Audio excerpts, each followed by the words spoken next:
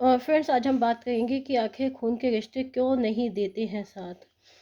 खून के रिश्तों का ज्योतिष कनेक्शन क्या है, आज हम ये जानेंगे।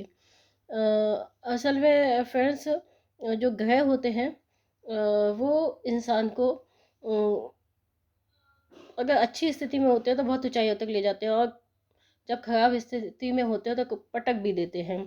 अ, इतना ही नहीं, ये ग्रह जो होते हैं दो लोगों के संबंधों को बेहद खास भी बना देते हैं, और कई बार उनके रिश्ते को बिगाड़ भी देते हैं। असल में हर ग्रह का अपना एक गुण होता है, और उस गुण के अनुसार ही वह कार्य करता है। अ, कई बार आपने देखा होगा कि परिवार में पिता की पुत्र से, पुत्र की माता से, अपनी संतान से, भाई बहनों में आपस में नहीं बनती, भाई भाई में नहीं बनती। तो उसके पीछे जो होते हैं परिस्थितियाँ जिम्मेदार होती हैं, उन परिस्थितियों के लिए कौन जिम्मेदार होते हैं? ग्रह। तो आज हम इन्हीं ग्रहों के बारे में बात करेंगे, जो आपको आपके रिश्तों को प्रभावित करते हैं। हम देखेंगे कि ये क्यों और किस तरह से आपके रिश्तों को प्रभावित करते हैं।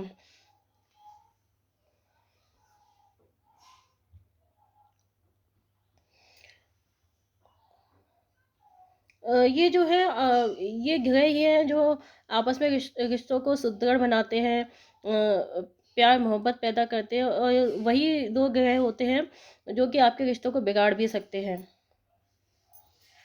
तो पहले हम देखते हैं कि ग्रह जो है वो रिश्तों से किस तरह से कनेक्ट होते हैं, कौन सा ग्रह किस रिश्ते को रिप्रेजेंट करता है। तो फ्रेंड्स, जो सूर्य होता है वो आपके पिता से संबंधित होता है। चंद्र जो है वो आपकी माता से संबंधित होता है। और जो मंगल होता है वो भाई बहन का ग्रह माना जाता है। बुध जो है वो ननिहाल पक्ष का, और बृहस्पति को जो है दादा पक्ष का कारक माना जाता है। बृहस्पति को संतान पक्ष का भी कारक माना जाता है। शुक्र आपको पता ही है कि दाम्पत्य जीवन के रिश्तों से संबंधित होता है। और जो शनि होता है वो अपने अधीन लोगों के साथ, जो आपके सबऑर्डिनेट होते हैं, जो आपके अंडर में काम करते हैं, उनके रिश्तों का स्वामी होता है। फिर सबसे आजकल आपने देखा होगा कि आधुनिकता के दौर में जितने हम आधुनिक होते जा रहे हैं, उतने ही हम रिश्तों से दूर होते जा रहे हैं, उतनी ही हमारे दिलों में दूरियां बढ़ती जा रही हैं। तो ये आधुनिकता है, इसका कारक कौन होता है? राहु।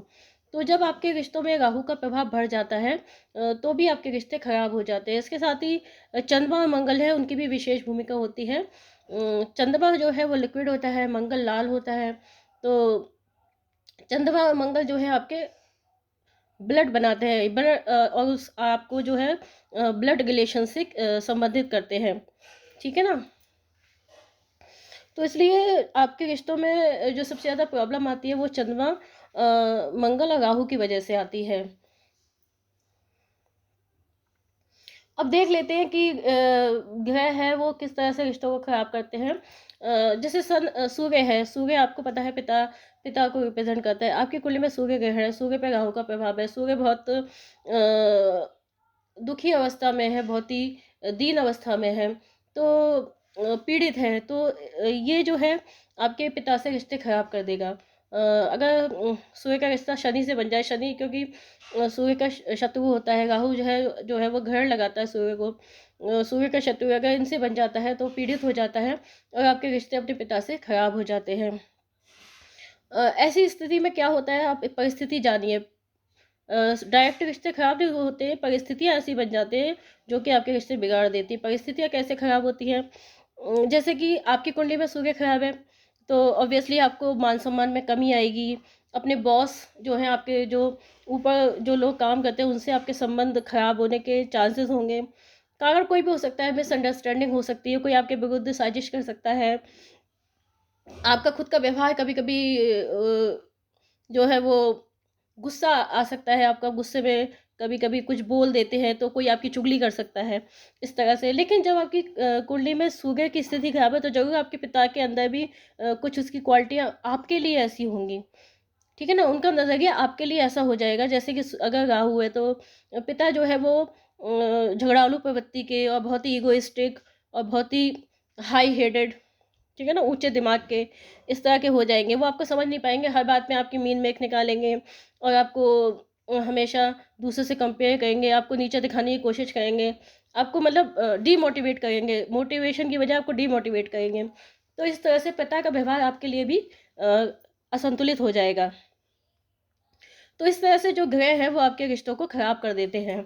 इसी इसी तरह से आप और भी रिश्तों के बारे में जान सकते हैं, जैसे कि चंद्र है। चंद्र मैंने बताया कि माता का कारक है, और चंद्रमा के को कौन ग्रहण लगाता है? केतु। ठीक है ना? अगर केतु चंद्रमा के साथ है तो भी आपके रिश्ते जो है माता से खराब हो जाएंगे। जैसे यहाँ पे चंद्र पीड़ित हो गया, तो अब यहाँ पे क्या है, माता आपको उस तरह से प्यार नहीं दे पाएगी जितना आपको मिलना चाहिए। आपकी उनके प्रति सोच है, आपके उनके विचार नहीं मिलेंगे। ठीक है, पहली बात। और दूसरी बात यह है कि माता का खुद का व्यवहार थोड़ा शक्की और सन की टाइप का हो जाएगा। ठीक है, इसी तरह से राहु होने पे माता बहुत गर्म मिजाज हो जाएगी, झगड़ालू प्रवृत्ति की भी हो सकती है।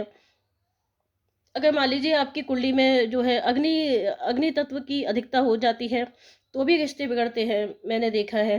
इसी तरह से आप अन्य ग्रहों के बारे में भी देख सकते हैं कि किस तरह से ग्रहों पे अगर राहु है, अन्य जो मालफिक प्लैनेट्स हैं उनका इफेक्ट आ जाता है, तो किस तरह से वो आपके रिश्ते बिगाड़ सकते हैं। तो इस तरह से हम देख सकते हैं कि जब इनके स्वामी ग्रह कमज़ोर हो जाते हैं, उस समय आपके रिश्तों में दूरी आने लगती है। राहु का प्रभाव अधिक हो जाता है, तब भी रिश्तों में ज़्यादा तनाव आ जाता है, क्योंकि आप एक दूसरे को समझ ही नहीं पाते, मिसअंडरस्टैंड करते हो।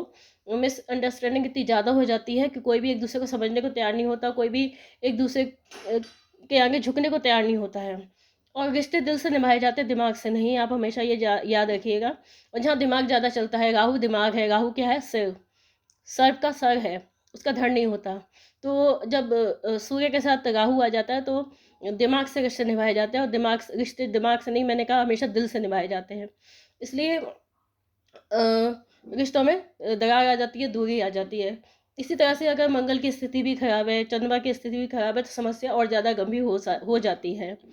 तो फ्रेंड्स, अब जो प्रॉब्लम कुंडली में है वो तो है ही है, हम उसके कुछ उपाय कर सकते हैं, और अपनी तरफ से ज़्यादा से तो कोशिश कर सकते हैं कि उन रिश्तों को बनाने की।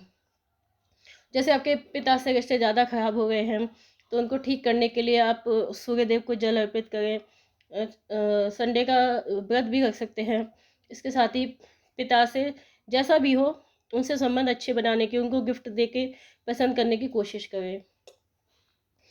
इसके साथ ही अगर मान लीजिए आपकी माता जी से भी अच्छे संबंध नहीं है, तो आप शिव जी की पूजा कर सकते हैं। सोमवार को शिव मंदिर में जाके सफ़ेद फूल और जल अर्पित करें, दूध से अभिषेक करें सोमवार को।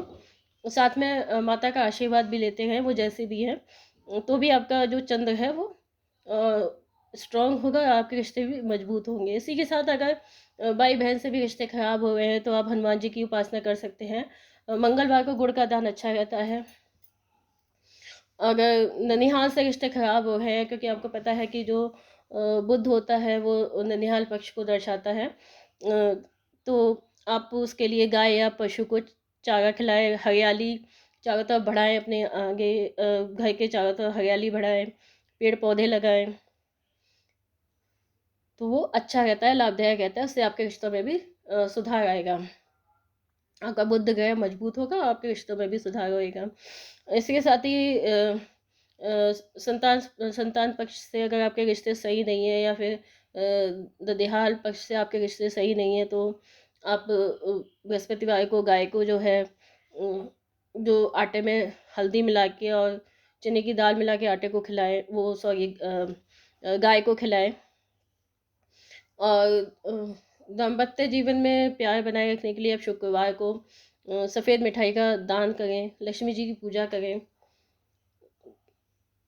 पत्नी को गिफ्ट देते रहें, जब भी नहीं हमेशा आप बहुत बड़ा गिफ्ट दें, छोटा गिफ्ट भी दे सकते हैं, या उसकी कोई हेल्प कर दें, तो उससे भी आपके रिश्तों में सुधार होगा।